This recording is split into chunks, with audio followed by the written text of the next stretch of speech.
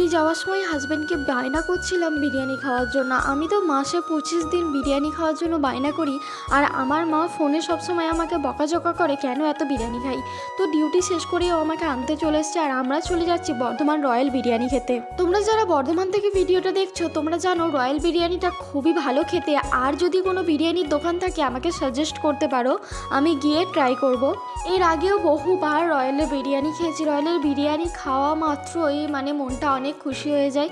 আর সত্যি কথা বলতে রয়্যালের বিরিয়ানি খেয়ে কোনো সমস্যা কিছু হয় না, যেমন পেটের গণ্ডগোল বা অন্য কিচ্ছুই হয় না। নর্মালি খেয়ে অনেক ভালো থাকি। বিরিয়ানি খাওয়া শেষ করে আমরা চলে গিয়েছিলাম বর্ধমান আর্কেডে। আমার কিছু জিনিসপত্র কেনার ছিল, সেইগুলোই কিনে আমি চলে গিয়েছিলাম কার্জন গেটের সামনে ওয়াচ কিনতে, কারণ আমার ওয়াচটা পুরো ড্যামেজ হয়ে গেছে। তো আমার হাজব্যান্ড আমাকে এই ওয়াচটা পছন্দ করে দেয়, খুবই সুন্দর ছিল। তো কেমন হয়েছে অবশ্যই কমেন্ট করে জানাও। আমার ভিডিও ভালো লাগলে অবশ্যই সাবস্ক্রাইব বা ফলো করে পাশে থাকবে।